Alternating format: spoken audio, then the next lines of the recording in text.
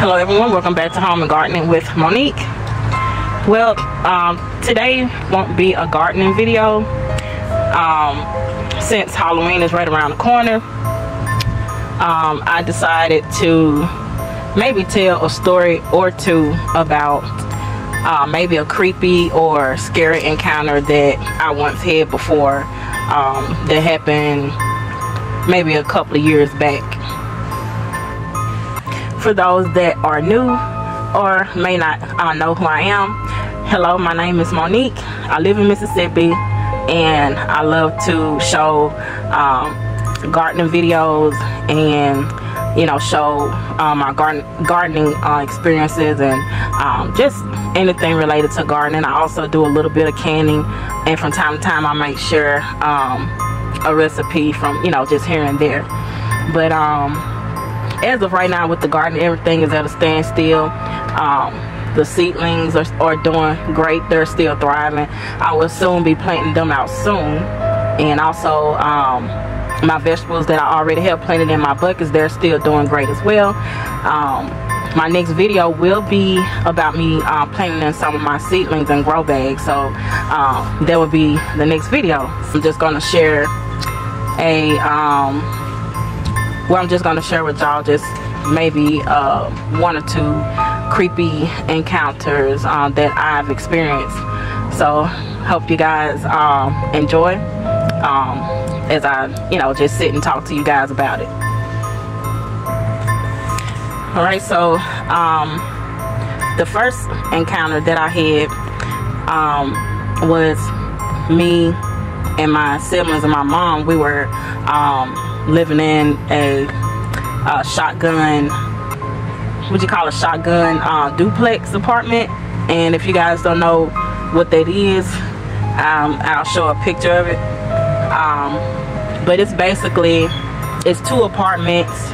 It look like one house, but it's two separate living quarters. One is on both sides. Like one person live on one side of the apartment and the other person live on the other side. So right, so I'm pretty sure that I'm not the only one that may have experienced like any type of paranormal activity from maybe a previous house that you lived in before. It could have been from your childhood. It could be that you're experiencing it right now. But I'm going to start with a house that we used to live in when I want to say I was 11 or 12. So, and I've had a couple experiences, but this particular experience that I had at this house back in '98, this one like really creeped me out. For some reason, in the kitchen of this house, and this is like a one-bedroom shotgun house duplex. So say for instance on each side of the duplex you have a living room is the front of the house, in the middle of the house is the bedroom, and you have like a little short hallway that contains the bathroom on one side, a closet on one side, and when you go further to the back, that's the kitchen area. And also you can leave out through the back door through the kitchen. So it was just a straight through type of house. And where did me and my siblings sleep? Well, we all slept in the living room. Me and my sister had a bunk bed, and my brother slept on a pull-out couch. My mom, of course, she had the bedroom. So if me and my sister needed privacy to change clothes, we just went into our mother's room to change clothes or whatever we had to do. But anyway, my mom, she used to work at a hospital as a housekeeper, cleaning up at night. So it'll just be me and my older two siblings. Like, we weren't like young to not be at home by ourselves. My brother at the time, let's see, he had to been like between 18 and 20 at the time.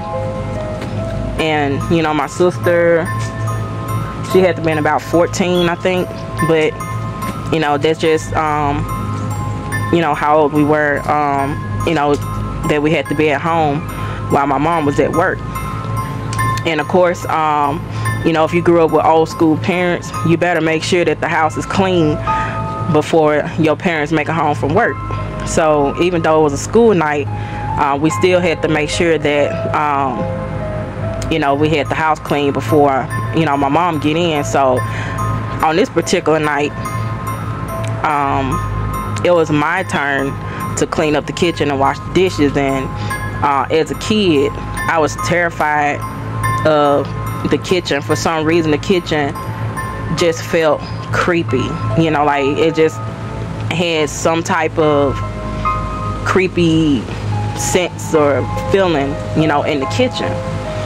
And I didn't like to be in there by myself. So I know that I had to wash the dishes, because if not, of course, you know, my mama, she didn't play that she'll get in around about 12 o'clock at night. And if we were asleep and the house was dirty, you're gonna feel something burn up against your skin, if you know what I mean, a switch. And waking you up out of your sleep so that you can get in there and clean up the kitchen. She didn't care how late it was, or if you had school the next day, the kitchen or the house better be clean. So even though I didn't want to clean up the kitchen or being up by myself, I just struck up a nerve to go in the kitchen. So I was, you know, at the sink making up my dishwater. And each time, you know, I'll be looking behind me and stuff. I swear to you, it just feel like something was watching me. And you know, I try to ignore it, but it's like the more I try to ignore it, the feeling of something watching me was like, the intensity of it was like getting stronger and stronger. But I kept, I kept my face towards the sink and try not to scare myself, try not to, keep moving, turning my head, watching behind me every, few seconds. So as I was standing up at the sink, some weird phenomenon happened while I was standing up at the sink. Like, at this point, I felt like something, like seriously something, like was standing directly behind me. At this point, I was afraid to turn around to see what it was or anything like that. And when you're at home and there's other people in the house, you may hear the TV playing, you may hear talking and conversation, or you can even, may even hear, things outside, birds chirping, cars, passing by. How about when whatever that was happened, everything got silent. Like, no noise at all. No, I didn't hear my brother and sister towards the front of the house. Like, no talking. I didn't hear the TV. I didn't hear no outside noises. Like, everything had got completely silent. At this point, I got so afraid I started to yell. I was like yelling out my brother's name, yelling out my sister's name, just yelling. And I, when I wanted to take off and run, like, it was like something was holding me from taking off and running. Like, it was, whatever it was, it had me like frozen and, like frozen or shocked or whatever, where I couldn't even move. It was almost like whatever it was, it wanted my attention and, wanted me to know that it was there. So I kept yelling, and then all of a sudden this weird feeling, like whatever that was, the weird feeling lifted off of me. It was like something, felt like something was holding me down, but then it, I was standing up, of course, but it just felt like something was keeping me right in front of the kitchen sink where I couldn't move. So when that weird feeling lifted off of me, that's when I shot off. I shot off out of the kitchen and into the living room where my siblings were, and I was yelling at them. I said, "Hey, did y'all hear me shouting and calling out y'all name?" And they was like, "No, we didn't hear nothing. We didn't hear you. We didn't even know that you was yelling, or you know, we didn't know that you was in any kind of trouble. We didn't hear anything. You know, everything was just normal."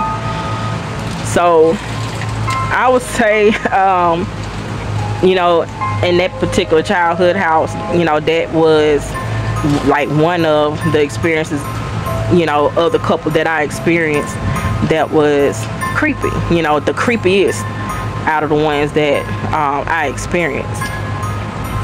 So in the same house, and I didn't know this until my mom told me, because, you know, while we are at school, you know, she's there during the day, and she said that you know, she was, you know, in the kitchen, you know, straightening up, and, you know, she makes sure that she cook us a meal, you know, have a meal ready for us when we get out of school, so that we'll have something to eat before she go to work in the afternoon. So she normally, you know, have her TV on in her room, and it's loud enough that, you know, if she's in the kitchen, it's loud enough that she can, you know, hear her stories play, you know, The Young and Restless, you know, All Days of My Life, The Days of Our Lives, or whatever you call it. You know, she'll have that loud enough where she can hear while she's in the kitchen. And she said while she was in the kitchen, the TV, you know, had started to lose signal or something like that. And now this is in the late 90s. This is when everyone still had like the box TVs, you know, the analog TVs that you have to use an antenna with. So you know, she just was hearing that the TV lost signal, and she come in her room to you know, examine the TV. You know, you have to adjust your, like, the antennas and, you know, things like that. And, you know, she said that, you know, it wasn't doing anything. So she was taking her remote, and she was clicking on the remote to turn the TV off, and the TV wouldn't turn off.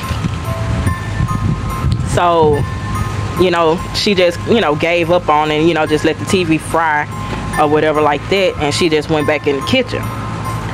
And she said once she went back in the kitchen, the TV just shut off by itself. So she turned back around from the kitchen to go towards her room to see, you know, why the TV shut off by itself. So when she went to see what was wrong with the TV, or to turn the TV back on, there was a reflection in the TV of a person laying across her bed. And mind you, the TV is on her dresser, facing right in front of her bed. So she looked in the TV, and there was like a man, you know, laid across her bed. That she saw the reflection in the TV when, you know, the TV was off.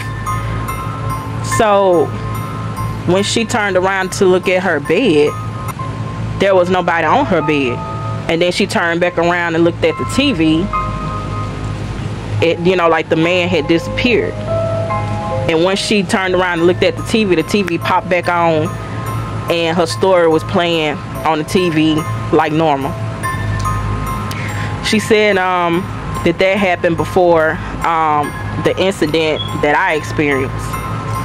And she said she didn't want to tell us because, you know, she didn't want to, you know, make us afraid or have us to be scared, you know, while she at work, and had that on our mind like, ooh, this house is haunted. But she wound up telling me that after, you know, that happened. So yeah, you know, that was, you know, very creepy.